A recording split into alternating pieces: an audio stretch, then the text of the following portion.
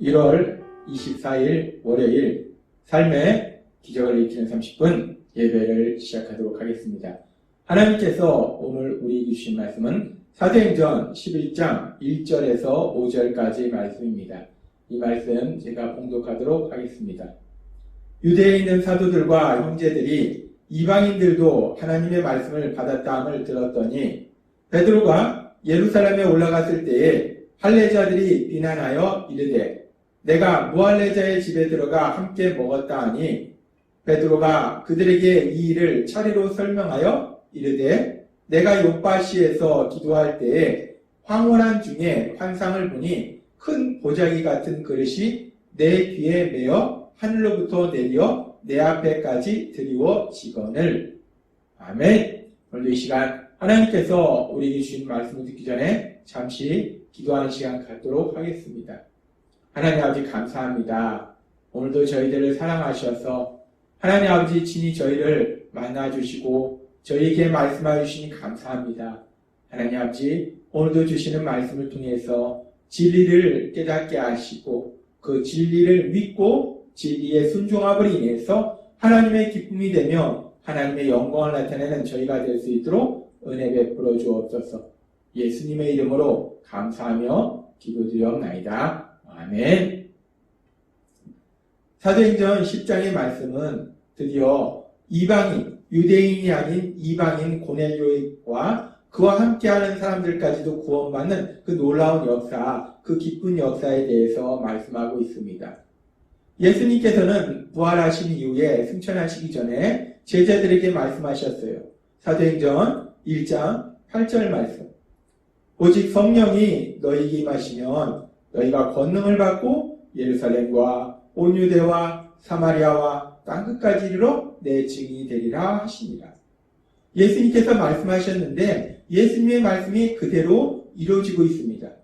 오순절날 드디어 예수님을 믿는 예수님의 제자 12사도와 예수님의 제자들과 그리고 예수님을 믿는 사람들에게 이제 성령님이 임하시고 그 성령님이 강력하게 역사하시니까 예루살렘뿐만 아니라 사마리아뿐만 아니라 많은 지역에도 복음이 전파되고 그래서 다른 지역에 살던 유대인들도 구원받고 이제는 그 유대인들뿐만 아니라 이방인들까지 구원받는 놀라운 역사가 일어나고 있더라는 겁니다. 그렇게 이제 유대인뿐만 아니라 이방인까지 구원받는 놀라운 역사, 그런 역사가 일어나고 있을 때 사도행전 11장 1절은 이렇게 말씀합니다. 유대에 있는 사도들과 형제들이 이방인들도 하나님의 말씀을 받았다함을 들었더니 라고 말씀합니다. 유대 지역에 있던 사도들 그리고 예수님을 믿는 사람들이 이제 이방인도 하나님의 말씀을 받았다. 이 말씀 뭐냐면 이방인도 구원을 받았다 라는 소식을 듣게 된 겁니다. 그들이 이 소식을 들었을 때 이 베드로 사도를 통해서 고넬료와 그와 함께한 사람들이 구원받았다는 그 놀라운 소식을 들었을 때 그들의 반응은 어떠한가? 그들의 반응에 대해서 사도행전 11장 2절과 3절은 이렇게 말씀합니다. 베드로가 예루살렘에 올라갔을 때에 할례자들이 비난하여 이르되 내가 무할례자의 집에 들어가 함께 먹었다 하니 여기서 지금 할례자라는 것은 유대인을 의미합니다. 그리고 단순히 유대인을 의미하는 것이 아니라 예수님을 믿는 유대인들을 의미해요. 예수님을 믿는 유대인들이 지금 베드로 사도가 무할례자의 집에 들어가서 식사를 했다라고 강력하게 비난합니다. 지금 우리가 표면적으로 볼 때는 지금 예수님을 믿는 유대인들이 베드로 사도를 비난하는 이유가 베드로 사도가 무할례자, 여기서 무할례자라는 것은 유대인이 아닌 이방인을 의미해요. 구체적으로는 고넬료와 함께한 사람들을 의미하겠죠. 이 고넬료, 이방인 고넬료와 함께 식사를 했다. 네가 유대인으로서 왜 이방인 고넬료와 함께 식사를 했느냐? 라고 비난을 하지만 우리가 이 말씀을 뒤에 나오는 말씀들을 읽고 묵상할 때 지금 이 사람들이 단순히 베드로 사도가 이방인과 함께 식사했다는 것을 비난하는 것이 아니라 더 중요한 것은 유대인인 베드로 사도가 이제까지는 유대인에게만 예루살렘을 넘어서 사마리아와 다른 지역까지 복음이 전파됐지만 그럼에도 불구하고 이제까지는 유대인에게만 복음이 전파됐고 그래서 유대인만 하나님을 믿고 구원받는 역사가 일어났는데 예수님을 믿고 구원받는 역사가 일어났는데 이제 유대인이 아닌 이방인까지도 이방인인 고넬료에게 베드로 사도가 복음을 전함으로 인해서 이방인도 구원받도록 도와주었다라는 부분에 대해서 지금 유대인 그리스도인들이 베드로 사도를 비난하고 있는 거예요. 이들이 예수님을 안 믿는 사람들이 아니라 예수님을 믿는 사람들입니다. 근데 이들은 유대인이에요. 유대인으로서 예수님을 믿고 구원받은 사람들이 왜 이방인에게까지 복음을 전해서 그들도 구원받도록 했느냐라고 지금 비난하고 있더라는 겁니다. 우리가 이 부분을 사실 지금의 우리의 상황에 비춰봤을 때는 왜 이럴까라고 생각할 수 있지만 2000년 전 그 당시의 상황에 비춰봤을 때는 우리가 이 부분을 이해할 수 있습니다. 왜 그러냐면 유대인들이 예수님을 구주와 주님으로 믿음으로 인해서 구원받았긴 하지만 그러나 그들은 구약시대부터 그들이 가지고 있었던 생각이 있었다는 것. 그건 뭐냐면 유대인은 하나님께 선택받은 민족이고 유대인이 아닌 다른 사람들은 이방인으로서 멸망받아야 될 존재들이라는 거예요. 그래서 그들이 비록 예수님 믿고 구원받긴 했지만 그들의 머릿속에서 구약시대부터 그들이 가지고 있던 생각들, 그들의 고정관념 속에는 이방인은 구원받을 수 없다라는 생각을 가지고 있었다는 거예요. 이방인은 자신들이 믿는 하나님, 그 하나님을 감히 하나님으로 부를 수 없다라는 그들의 생각이 있었다는 거예요. 그래서 지금 유대에 있던 그리스도인들, 유대인 그리스도인들이 지금 베드로 사도를 비난하고 있는 거예요.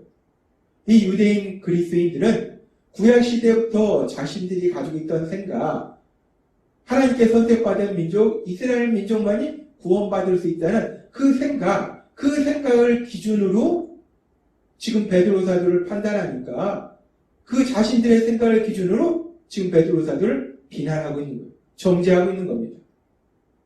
그러면서 우리가 우리를 죄에서 구원하시는 구원, 그 구원 사역을 이루신 그 예수님께서는 죄를 지은 우리를 대신하여 십자가에 돌아가시고 부활하심을 인해서 우리를 죄에서 구원하시는 구원 사역을 이루셨는데 그렇게 예수님께서 구원 사역을 이루신 후에 이제 승천하시기 전에 제자들에게 하신 말씀이 있습니다.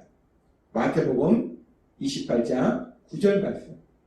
그러므로 너희는 가서 모든 민족을 제자로 삼아 아버지와 아들과 성령의 이름으로 침례를 베풀고 라고 말씀합니다.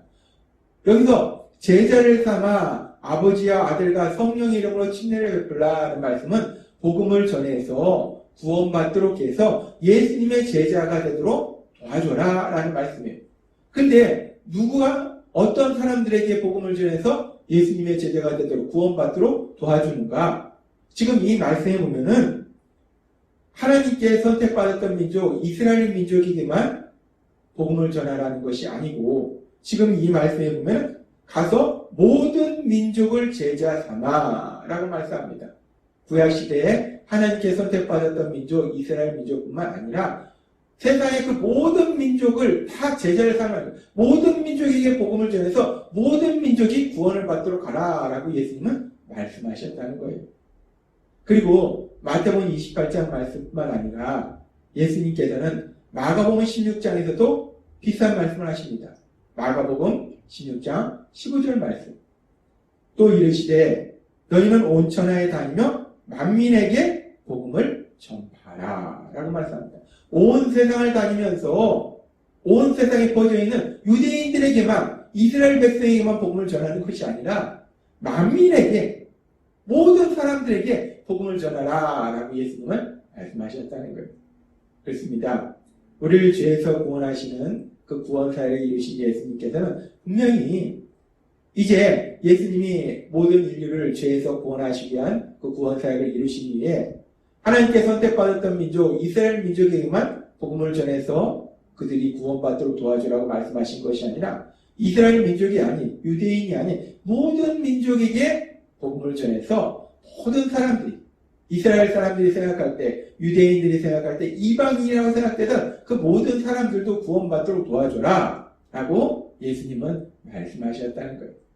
그런데 그 예수님을 믿는 사람들이, 그 예수님을 믿는 유대인들이 분명히 그 예수님을 믿음에도 불구하고 그들이 구약시대부터 가지고 있던, 그들의 오랫동안 가지고 있던 생각들, 그들의 고정관념들, 오로지 이스라엘 민족에만이 하나님을 믿을 수 있고 이방인은 그 하나님을 믿을 수 없다. 이스라엘 민족만이 구원받을 수 있다. 이스라엘 민족의 하나님이 이방인의 하나님이 될 수 없다라는 그들의 고정관념, 그들의 생각이 너무나 강하기 때문에 그래서 지금 이방인에게 복음을 전해서 구원받도록 도와준 베드로사들을 그들이 강력하게 비난하고 있더라는 겁니다.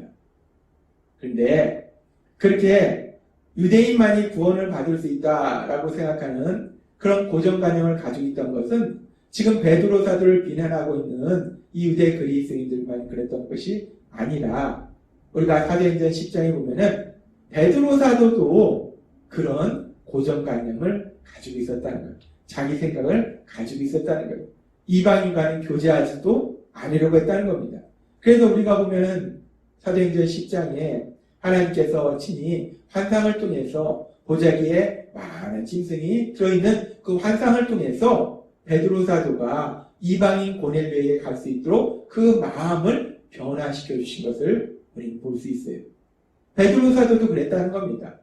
그래서 베드로 사도가 그렇게 이방인들에게 복음을 전해서 구원받도록 한 자신을 비난하고 있는 그 유대인들, 유대 그리스인들을 향해서 베드로 사도가 자신의 생각이 변했던 그 신비한 체험, 그 신비한 체험에 대해서 그들에게 말해줍니다.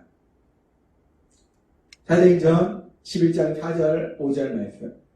베드로가 그들에게 이 일을 차례로 설명하여 자신에게 있었던 그 신비한 체험에 대해서 자신을 비난하고 있는 유대 그리스인들에게 자세하게 설명해줘요. 이르되 내가 요바시에서 기도할 때에 황홀한 중에 환상을 보니 큰 보자기 같은 그릇이 내 귀에 베어 하늘로부터 내려 내 앞에까지 드리워지거늘 라고 시작해서 베드로 사도가 체험했던 그 일에 대해서 자세하게 유대 그리스인들에게 말합니다. 그리고 베드로 사도가 결론적으로 이렇게 말합니다. 내가 말을 시작할 때에 성령이 그들에게 임하시기를 처음 우리에게 하신 것과 같이 하는지라. 내가 주의 말씀에 요한은 물로 침례를 베풀었으나 너희는 성령으로 침례를 받으려 하신 것이 생각난노라. 그런즉 하나님이 우리가 주 예수 그리스도를 믿을 때에 주신 것과 같은 선물을 그들에게도 주셨으니 내가 누구이기에 하나님을 능히 맡겠느냐 하더라. 라고 베드로 사도가 말합니다. 자신이 체험한 신비한 체험과 더불어서 이 모든 것이 하나님이 하신 것이다. 하나님의 뜻이 이방인까지도 구원받도록 하신 것이 하나님의 뜻이다. 라고 베드로 사도가 분명하게 명백하게 사람들한테 말한다는 겁니다. 그리고 이렇게 베드로 사도의 말을 들은 사람들, 왜 이방인에게까지 복음을 전해서 왜 유대인의 하나님이 이방인의 하나님이 되도록 만들었느냐라고 강력하게 베드로 사도를 비난하던 유대 그리스인들, 이 유대 그리스인들이 베드로 사도를 통해서 전해지는 그 하나님의 말씀, 하나님의 뜻을 듣고 그들의 반응에 대해서 성경은 이렇게 말씀합니다. 사도행전 11장 18절 말씀. 그들이 이 말을 듣고 잠잠하여 하나님께 영광을 돌려 라고 말씀합니다.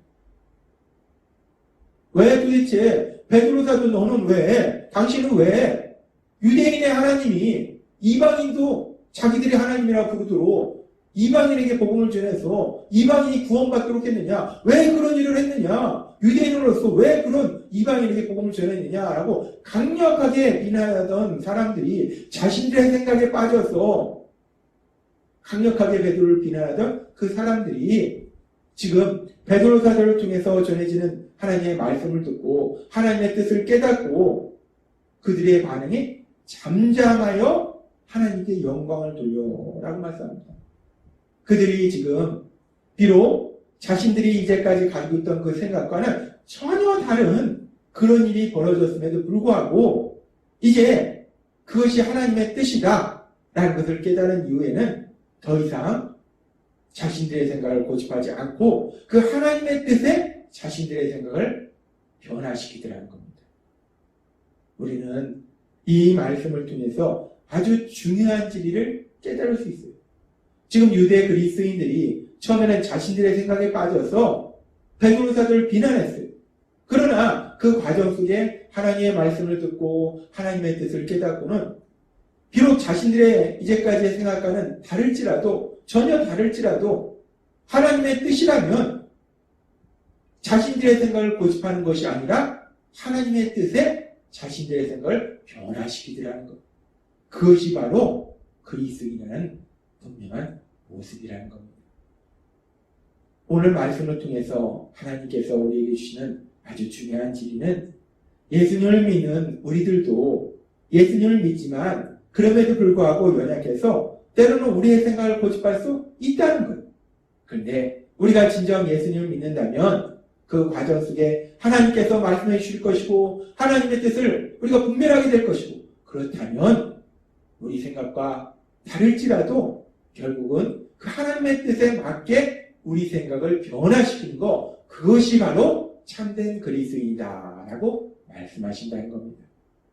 하나님이 오늘 주신 말씀처럼 우리가 세상을 살아갈 때 우리가 예수님을 믿음에도 불구하고 때로는 우리의 생각의 기준으로 누군가를 판단하고 상황을 판단할 수 있어요.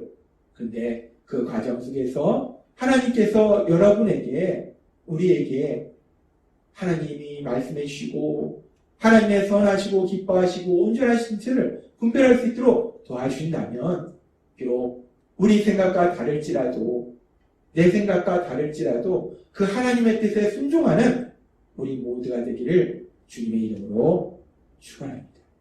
기도하겠습니다. 하나님 아버지 감사합니다. 오늘도 주신 말씀처럼 처음에는 베드로 사도를 비난하던 유대 그리스도인들이 그들이 예수님을 믿음으로 인해서 하나님의 말씀을 듣고 하나님의 뜻을 분별할 때 자신들의 생각과는 다를지라도 결국은 하나님의 뜻에 자신들의 생각을 변화시킨 것처럼 우리도 세상을 살아가면서 때로는 우리 생각에 살아갈 때도 있지만 하나님이 말씀해 주셔서 하나님의 선하시고 온전하시고 기뻐하신 뜻을 분별한다면 내 생각을 고집하는 것이 아니라 그 하나님의 뜻에 우리 생각을 맞출 수 있는, 변화시킬 수 있는 참된 그리스도인으로서 살아갈 수 있는 저희가 될 수 있도록 은혜 베풀어 주옵소서. 예수님의 이름으로 감사하며 기도드리옵나이다. 아멘. 이 시간도 하나님께서 우리에게 주신 말씀을 묵상하면서 조용히 기도한 시간 갖도록 하겠습니다.